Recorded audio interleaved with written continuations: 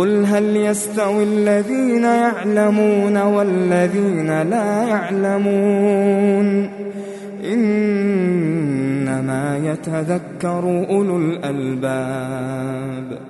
بگو آیا کسانی که می‌دانند و کسانی که نمی‌دانند برابرند؟ همانا تنها الحمد لله نحمده ونستعينه ونستغفره ونؤمن به ونتوكل عليه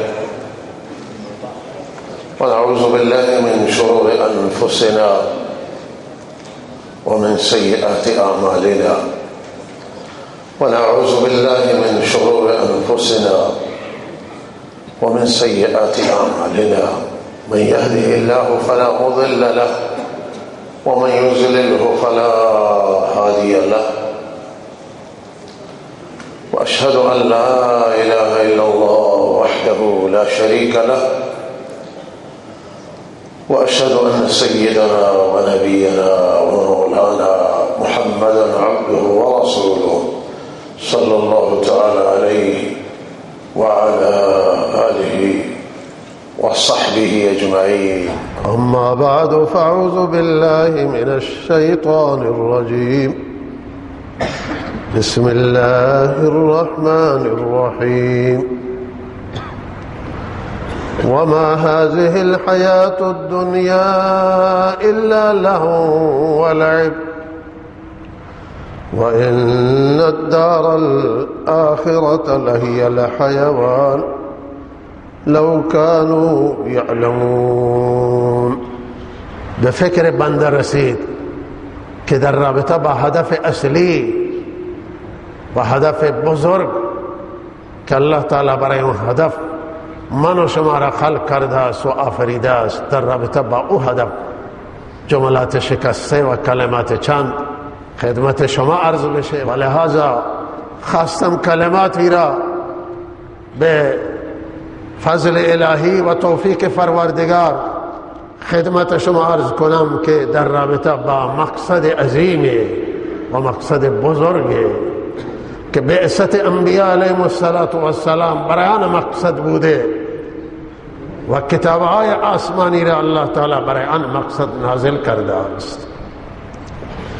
و اگر ما دقت کنیم و توجه کنیم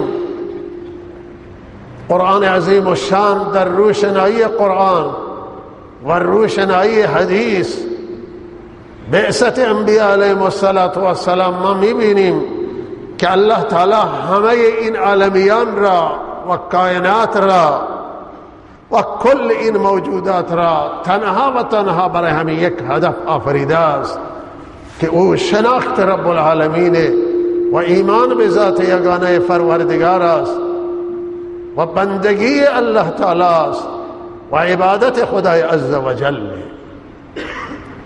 الله همه جهانیان را و همه جهان را در واقع برای این هدف آفرید تا مردم خدا را بشناسند، به معرفت الهی برسند، ایمان به الله تعالی بیاورند و یقین کنند رب العالمین را، خدا را در دل جه بدهند، بنده خدا باشند، برده خدا باشند و غلامی خدای عز و جل اختیار کنند.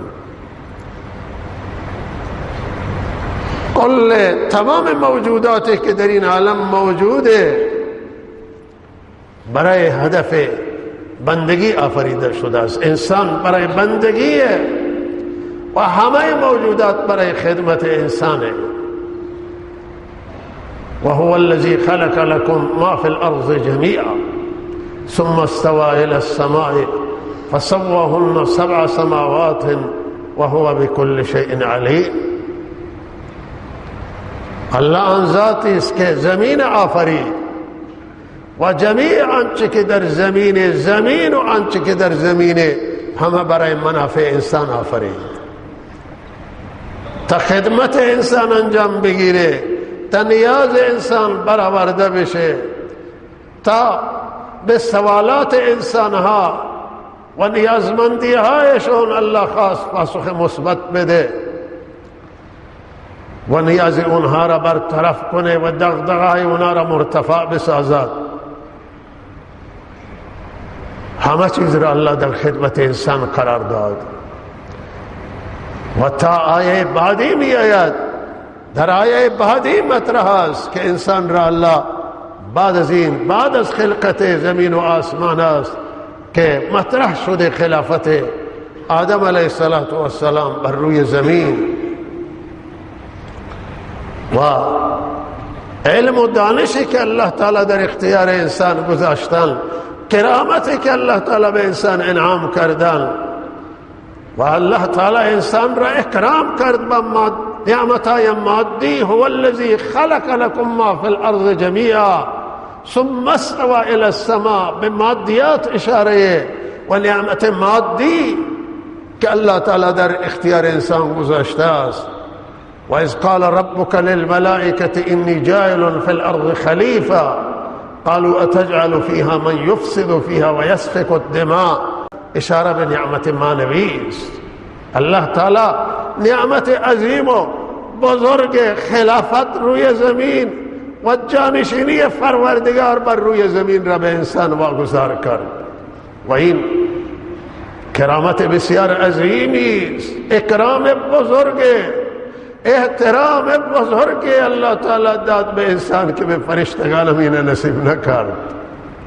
فرشتگان آرزو کردن، تمنا کردن، ولکن الله فرمود این نعمت را به انسان هم کار شما نیست، این جایگاه شما نیست. هر موجود مقام داره، جایگاه داره. فرشتگان معصوم و نورانی اونا جایگاهی دارن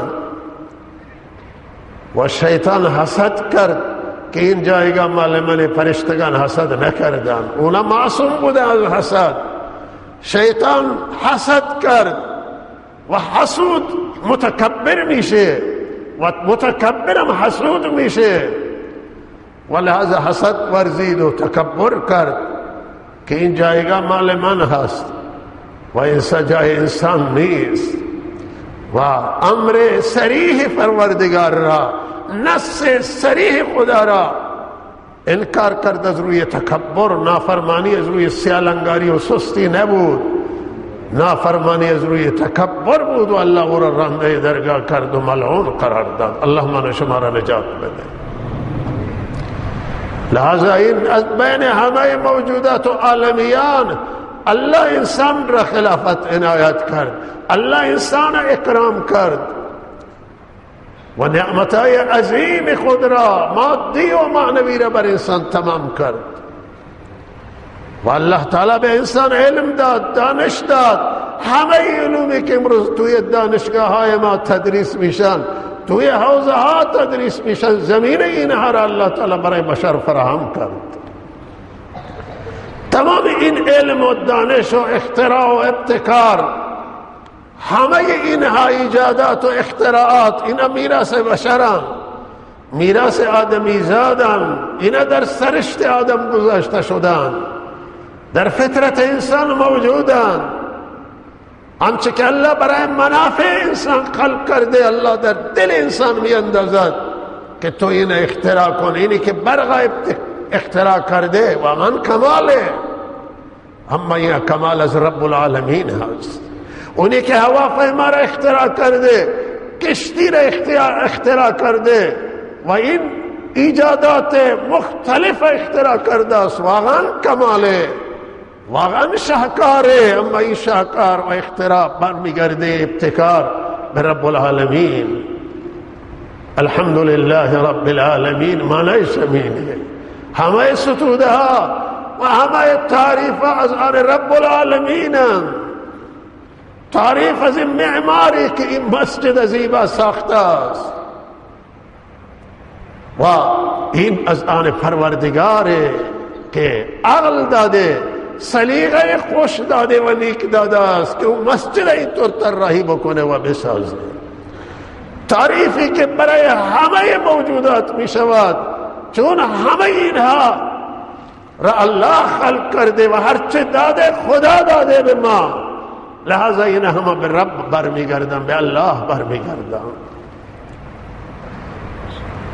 و جمیع محامد و همه تعریفها و ستودها و ثناها و صفتها از آن الله است. الحمدلله رب العالمین. همه تعریفها از آن پروردگار. به همین معنی عزیزان من، لہذا انسان الله اکرام کرد، جایگاه داد، به بهترین قیافه و شکل و صورت الله تعالی انسان پیدا کرد.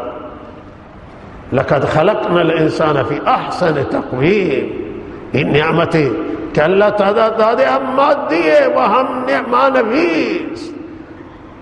همه حیوانات، بسیاری از حیوانات به شکم راه میرن، بسیاری به چار پر راه میرن و سرشون پهنه، اما انسان الله سر بلند آفریده و قد و قامت زیبایی داده و صورت زیبایی انسان الله تعالی داده است. به بهترین شکل و صورت از همه حیوانات الله انسان خلق کرده و پیدا کرده است و این احسان رب العالمین. این لطف پروردگار است و الله از انسان را برای یک هدف عالی آفرید و برای یک مقصد بزرگ نعمتها را بر او تمام کرد، مادی و معنوی را، و الله او را برای مقصد عظیم آفریده است و او مقصد بندگی پروردگار است، بردگی الله تعالی، غلامی خدای عز و جل. انسان میگه الله تو دست ببند به بارگاه رب العالمین. دستای ما بسته به بارگاه که بستیم؟ دست به بارگاه رب العالمین خدا. سر به سجده باش و پیشانیت را به خاک بگذار و ستایش کن و تعریف کن. بستا رب العالمین را در سجده، در رکوع. کمر خم کن جلوی پروردگار. میگم من کمر، بعضی میگم ما کمر جلوی هیچ کسی خم نمی کنیم جز رب العالمین. چه کلمه زیبایی است. تنها او ذات یگانه شایسته آنه که کمر همه خم بشه جلو، و تنها او ذات شایسته که سر همه به سجده او گذاشته بشه، و تنها او ذات شایسته که دست همه جلوی او بسته بشه، و تنها او ذات شایسته که من و شما به او بنازیم، به الله بنازیم که صاحب قدرت مطلقه و صاحب علم بزرگه، دانایی بزرگه، علیم، حکیم، قدیر، سمیع و بصیر. صفات بلند و نامهای نیک از آن اوست و او شریک نداره و مثل نداره و مانند نداره. و مشخصات رب العالمین اگر خواستید ببینید و شناسنامه رب العالمین را، قل هو الله احد الله الصمد لم یلد ولم یولد ولم یکن له کفوا احد.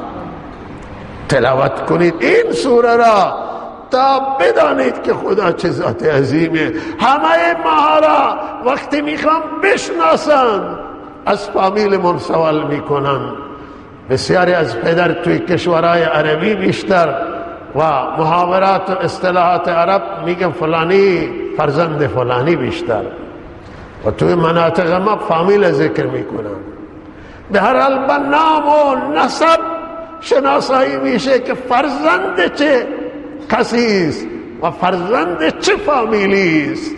اما الله از نسب و از فامیل پاک است، نه اولاد دارد و نه نیاز به اولاد. چرا که همه دنیا، همه عالمیان مطیع او هستند و در تحت فرمان او. او چه نیازی به فرزند داره و از فرزند پاکه. او پاکی از این که پدر و مادر و اصل داشته باشه، نه اصول داره نه فروع داره. او واحد احد قدیمه و بوده و خواهد بود، ازلی و ابدی. صفات بلند و بالند که از عقل و قیاس و گمان ما بالاترند و ما نمیتوانیم کنه صفات او را درک کنیم، همانطور که ذات او را نمیتوانیم در این عقل کوچک من تصور بکن. از عقل ما بالاتره و از فکر ما بالاتر ای او ذاتی که از گمان و خیال و وهم و همه چیز بالاتر و برتری. این ذات عظیمی که عزیزان من ما را برای بندگیش خلق کرده، برای آزمایش و امتحان خلق کرده تا آیا ما قدردانیم یا ناقدریم، آیا شکر گزاریم یا ناشاکریم، آیا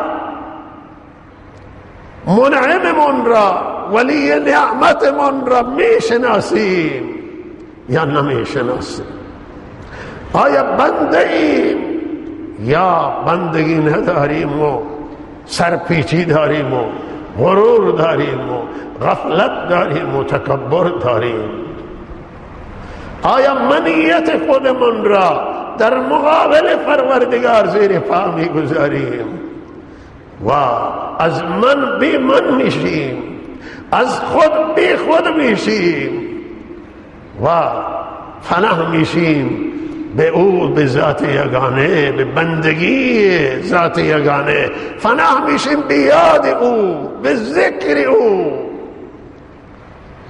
و به دعا نیایش او، به تضرع زاری او، یا نه خودمون را من میدانیم، برای خود هم قائلیم بسیاری چیز و مانند علیاذ بالله شیطان که تکبر کرد تکبر میکنیم، یا نه به شیطان نفرین میفرستیم و سر تواضع و فروتنی را، پیشانی را به خاک میمالیم و میگیم ما بنده ایم و اطاعت میکنیم و فرمان میبریم.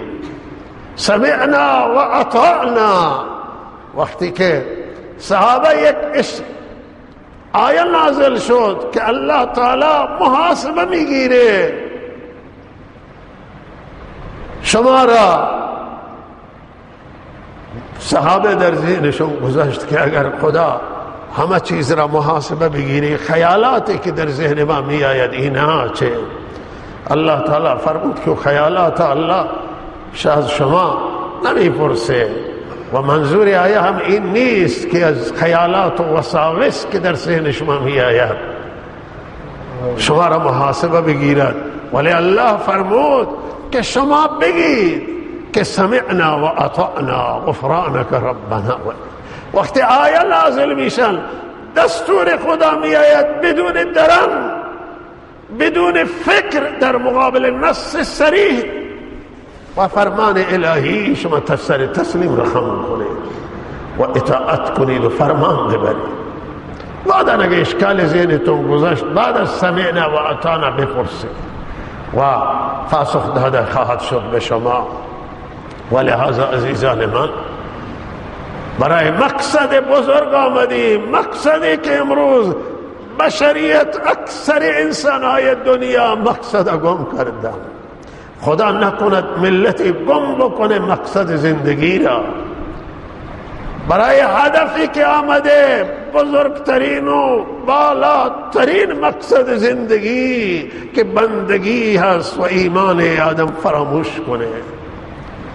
امروز مردم اکثر دنیا خرسندن، خوشحالن که خدا به اونها مال داده، به اونها ثروت داده، از لحاظ تکنولوژی جلو رفتن، ترقی کردن در مادیات، ترقی کردن در شؤونات مختلف زندگی، ولی بشر نمیدانه که مقصدش را فراموش کرده و هر ملتی که مقصدش را از دست بده گرفتار عذاب الهی میشه و گرفتار ناکامی میشه و بنبست روبرو میشه. اروپا، امریکا، مردم دنیا، روسیه، چین، ژاپن، همه این آینده با بنبست مواجه میشن. در این زندگی دنیا اللہ تعالی به اونها روزی عنایت میکنه. دنیای مجازات و مکافات نیست، دنیای مجازات نیست، دنیای عمل. مجازات در آخرت ممکنه کسانی را اینجا الله مجازات کنند، اما عزیزان من تا چشم بستن با بنبست مواجه میشن. کاخ نشینان و صاحبان قدرت در دنیا که مقصد زندگی را گم کردن همه با بنبست مواجه میشوند، همه با مشکلات مواجه میشوند. عذاب جلوست، پشت سر راه برگشت نیست. در محاصره عذاب الهی، در قبر و در صحرای حساب و کتاب و در آخرت. تنها و تنها ناجی و انسانایی است که خدا را شناختند و الله را با جان و دل بندگی کردند، خدا را توی دل جا دادند و با تمام وجود الله عبادت کردند، الله را بندگی کردند، عاشق خدا شدند، محب خدا شدند، خدا را دوست داشتند، خدا را دوست داشتند بیشتر از مال و اولاد، خدا را دوست داشتند بهتر از خودشان، از زندگیشان خدا را ترجیح دادند. زن و فرزند ناراض کردند، دوستان ناراض کردند، هم نشینان و یاران ناراض کردند، ولی خدا را ناراض نکردند. خدا را با هیچ کس عوض نکردند، خدا را با هیچ منافع عوض نکردند. آخرتشون را نفروختند، آخرت معامله نکردند، دین را نفروختند، دین نگهداری کردند و حفظ کردند. دنیایشون را هم اداره کردند، معاششون را هم اداره کردند، آخرت هم اداره کردند، خدا را هم نگهداری کردند. حضرت رسول صلی اللہ علیہ وسلم را فرمان بردند و اطاعت کردند. آنها هستند که وقتی میمیرند به تعبیر علامه اقبال رحمه الله تبسم به لب اونهاست.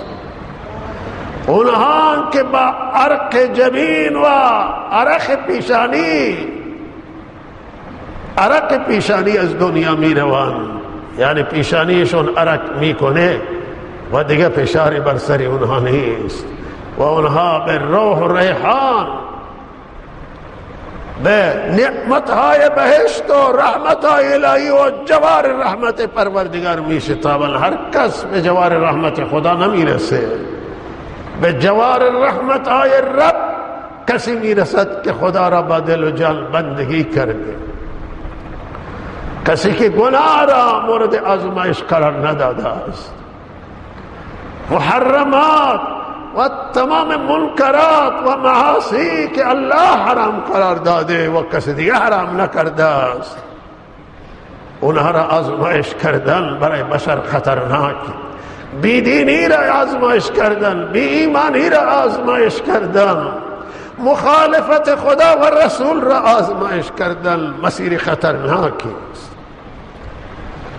آدم علیه السلام یک خطای لغزشی در بهشت رفتن، بشریت و انسانیت خطای را در بهشت آزمایش کرده و نتیجهش را هم دیده است. امروز بم درست میکنن، سلاح درست میکنن و سلاح را آزمایش میکنن و دیگر ایجادات و اختراعات همه دنیا آزمایش شدن.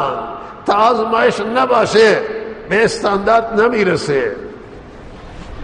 گناه آزمایش شده توی بهشت، پاکترین جا، و با گناه تو بشر خارج کرده از بهشت. آدم تبعید کرده به زمین، روی زمین و کره خاکی و دنیا. الله حکمت داستان داره که از بهشت چرا ما را اخراج کردن. گناه کردیم، خطای کردیم، خطا آزمایش شده، آزمودن خطاست. گناه را آزمایش کردن خطای، سستی و کوتاهی را آزمایش کردن، غفلت آزمایش کردن، بیدینی را آزمایش کردن خطاست. محرمات الله تعالی خطرناک قرار داده است.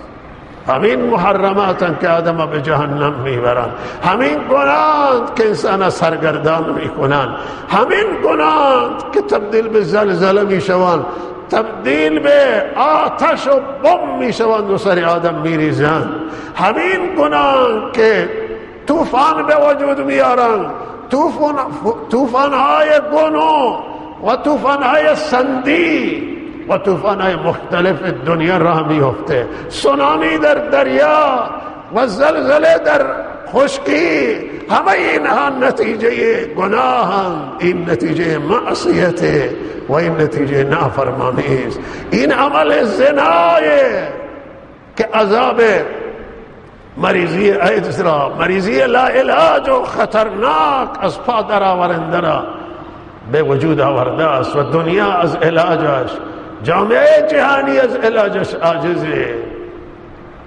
این ربایی که تجارت جهانی را با خطر روبرو کرده و اقتصادهای دنیا را بحرانی کرده است، این نتیجه ربایی. چرا هر کس ربا برداره، قرآن فرموده است که اعلام جنگ خدا و رسول باوست، فأذنوا بحرب من الله و رسوله، منتظر جنگ خدا و رسول باشند. جنگ خطرناک، اقتصاد از ریش خشک میشه و به هم میخوره و متزلزل میشود اگر انسان ها ربا بردارند، اگر بشر ربا را تجربه کنه، اگر زنا را تجربه بکنه که مخالفت صریح نص قرآن و الله تعالی می فرماید ولا تقربوا الزنا انه كان فاحشة وساء سبیلا. الله می فرماید بی حیایی است، بی حیایی بزرگه. وقتی غلام خدا و کنیز خدا دست به این بی حیایی میزنه، الله من و شما را نجات بده، مسلمین الله نجات بده. اینا گناه نتیجه شو خطرناک، قتل ناحق، خون ریزی و ریختن خون مردم خطرناک، تخریب کردن او درخت انسان که الله تعالی به وجود آورده چنان سنگینی که از تخریب مسجد هنو خطرناک تره. یه انسانی را الله به وجود آورده کسی سلاح بداره و راهی را ببنده و بزنه بکشه، بگه من ترور کردم و به خاطر فامیل انتقام گرفتم. چه انتقام گیریه؟ قاتل فرار میکنه، فنعان میشه، کسی دیگه بنده خدای بیگناهی را میکشم. این قتل از روی عصبیت و عصبیت جاهلی و این خطرناک انسان معصوم و بیگناهی را که دستش آلوده با قتل کسی نیست، خون او را ریختن گناه سنگینه. گناه را تجربه کردن خطرناک عزیزان من. خدا را نادیده گرفتن، حضرت رسول صلی الله علیه و سلم را نادیده گرفتن، فرمان صریح خدا را شکستن و فرمان صریح رسول صلی الله علیه و سلم شکستن. گناه سنگینی است، گناه خطرناکی، آنچه که خدا و رسول من کردن پر از حکمت حیات بشر در همونه. یا ایها الذین آمنوا استجیبوا لله وللرسول اذا دعاکم لما یحییکم. اجابت از خدا و رسول این مایه حیات برای بشر، مایه زندگی، مایه سربلندی، نجات دنیا و آخرت انسانه. اجابت بکنه از خدا و رسول، فرمان ببره، گوش به فرمان باشد. و امروز چقدر نافرمانی در میان ما مسلمانانه. اگر ما فکر بکنیم تکان میخوریم که چون شهر مانند زاهدان یا شهر مانند چابهار، چه اندازه مسلمانان که نماز صبحشون قضا است. در استان ما چه اندازه مسلمانان که نماز صبحشون قضا است. زنان، مردان، دختران بالغ و پسران بالغ صبح خوابند و نمازشون قضایه. تکان میخوری آدم واقعا. اگر دل رقت بار باشه و نرم دل باشه باید اشک بریزی و گریه کنه که مسلمانان داره فرمان الهی ضایع میشه و حکم خدا میشکنه از دست ما مسلمانان و این عواقبش خطرناکه برای ما. چقدر ثروتمندانان که زکات نمیدهند و اگر همه ثروتمندان زکات بدهند فقیر نمیمانه، مسکین نمیمانه، محتاج نمیمانه، گرفتار نمیمانه، یتیم ها مسیر میشن، خانواده زندانی معذبان، یتیم های شهر کسی نیست به اون رسیدگی بکنه، محتاجان، مدارس دینی هم که به کمک و امداد مسلمان اداره می شود و اصحاب مدارس گریه می کنند بعضی از مشکلات، ولی با همین حال که مشکلات دارند استقلال خودشون را حفظ کردن، استقلال تعلیم، استقلال مذهبی، استقلال مدارس طبق قانون اساسی و آزادی را حفظ کردن. ولی نیازمند این مدارس مساجد نیمه ساخته نیمه کاله در مسیر و لحظا ثروتمندان وظیفهشون سنگینه، هم زکات پرداخت کنند، هم رسیدگی کنند به نیازهای امت، نیازهای مسلمین، به مسائل اجتماعی رسیدگی بکنند، آنجایی که به نفع همه جامعه و همه اجتماعی، مانند مساجد، مانند مدارس. دانشجویانی که میخوان تحصیل کنند و در مسیر تحصیلن توانایی ندارند تحصیل ادامه بدن، از خانواده‌های ضعیفند و در حالی که اینا تحصیلشون برای جامعه حیاتی و مهمه به اینا رسیدگی نمیشه. و عزیزان من وقتی در جامعه کسانی گرسنه باشند و گریه بکنند، زکات ادا نشه، عشر نصف عشر ادا نشه، زکات محصولات کشاورزی ادا نشود، خواهران و مادران زکات طلا را ادا نکنند و جواهر، نتیجه همین میشه که هرچه دعا میکنن باران نمیاد و میگن دعای علما قبول نمیشه، میگن دعای شما قبول نمیشه. اگر دعا قبول بود چرا قحطه؟ بابا این همه خون ریخته میشه، این همه غیبت، این همه دروغ، این همه عادشکنی، این همه ظلم، این همه اجحاف، این همه جرم و جنایت و گناه، همین که خدا آسمان سر من انداخته. خدا بر من رحم کردی، کوارا الله کوه را بلند کرد و بنی اسرائیل تهدید کرد که کوه را بر سر شما می اندازه که نافرمانی اگر به تورات عمل نکن. این که الله تعالی کوه را بلند نمی کنه، کوه را سر ما، همین احسان رب العالمین، همین که می گردیم روی زمین و سالمی به این احسان پروردگار است. با این گناه، با این معصیت ها مسجد آراستان ماشاءالله و مساجد بنا شدند، اما در مساجد عبادت نیست. برای نماز می آییم و هرچه دیرتر می آییم و زودتر از مسجد بیرون میشیم. نماز جماعت در حالی که گذشتگان ما به مسجد می آمدن الله را بندگی می کردن، الله را عبادت می کردن، تضرع و زاری می کردن، توی مسجد اعتکاف بود، گریه بود، تلاوت قرآن بود. بنده خدای پیر شده، اولوهاش 100 سال عمرشه، هنون نماز عصر که می آید حالا حواسش خوب نیست، ولی بیرون نمیشه تا نماز عشاء را ادا نکند. میگن فرزندانش میخوان به خانه برگردن ولی عادت کرده، او حاضر نیست مسجد را ترک کنه، بدنش میلرزه، دست و پاش میلرزن، ولی نشسته توی مسجد. گذشته خیلی ها بودن که می آمدن وقت قبل از نماز توی مسجد به تلاوت مشغول میشدن. اللهم من شما را توفیق بندگی عنایت کن، بنده بگردانا. این هدف اصلی ما سروران گرامی.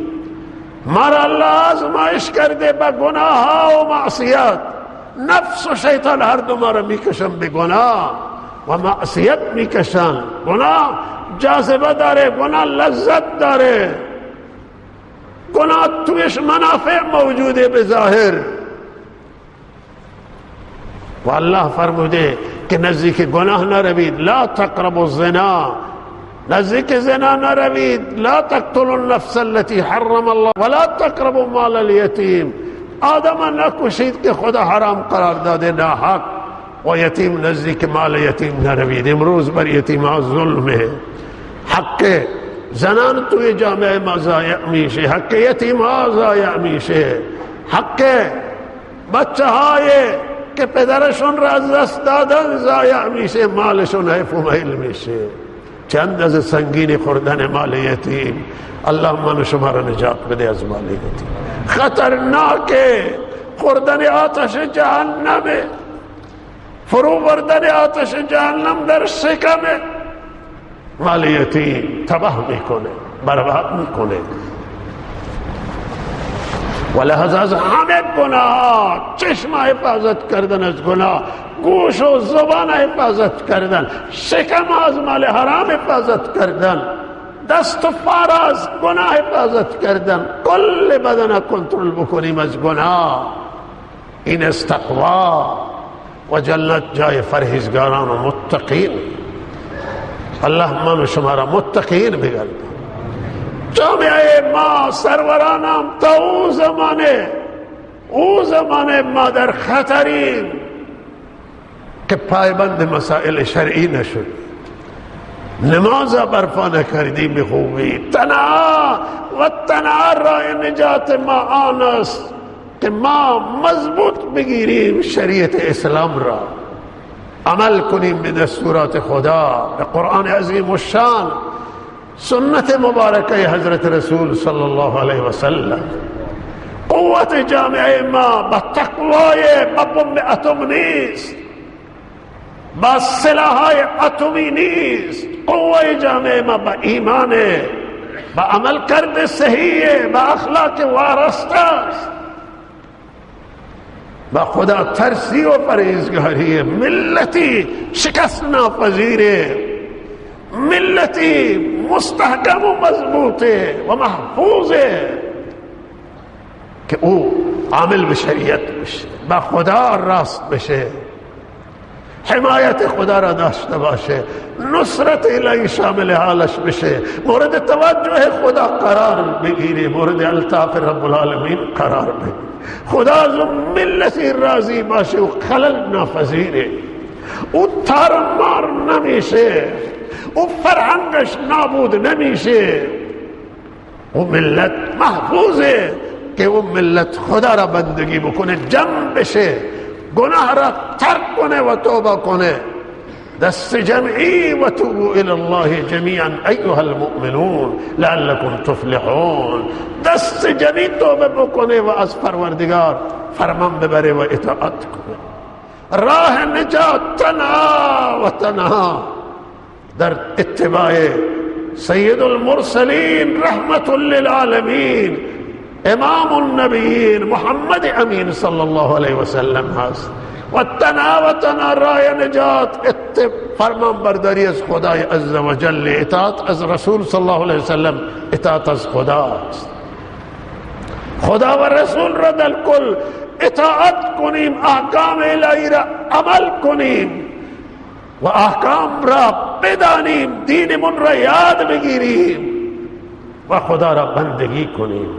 خدا در این هر آزمایش امروز امت مسلمه در وجب به وجب این زمین مورد آزمایش قرار گرفته. ما هم از این قانون خارج نیستیم، ما هم تحت آزمایشیم. الله ما را آزمایش کرده و ما بخوایم در این آزمایش پیروز بشیم، نجات بگیریم، الله را بندگی بکنیم، دل به الله بدیم، دل بسته الله، دل داده الله، الله را به دست بیاوریم، الله را ناراض نکنیم، الله را نافرمانی نکنیم، از الله غافل نشیم، از شریعت اسلام و دستور اسلام غافل نشیم و الله را بندگی کنیم، نماز برپا بکنیم. نماز لحاظ عزیزان من فرج دنیا و آخرت، فیروزی دنیا و آخرت بر توکل بر ذات یگانه الله رب العزت، بر صبر و استقامت تا دم موت خدا را بندگی کنیم و بر شریعت اسلام و دین اسلام صبر کنیم و اطاعت خدا و رسول صبر بکنیم و نماز برپا بکنیم.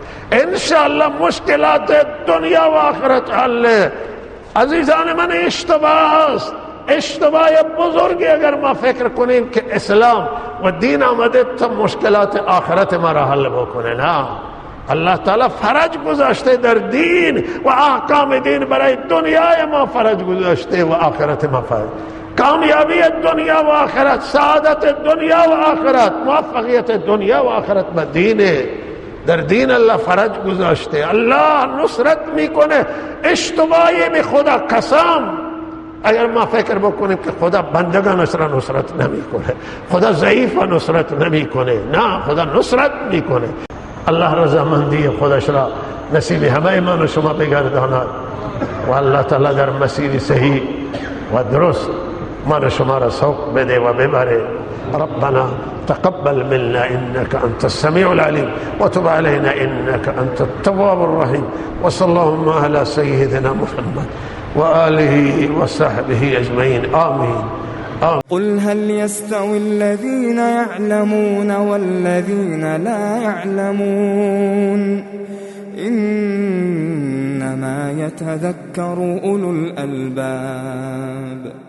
بگو آیا کسانی که می‌دانند و کسانی که نمی‌دانند برابرند؟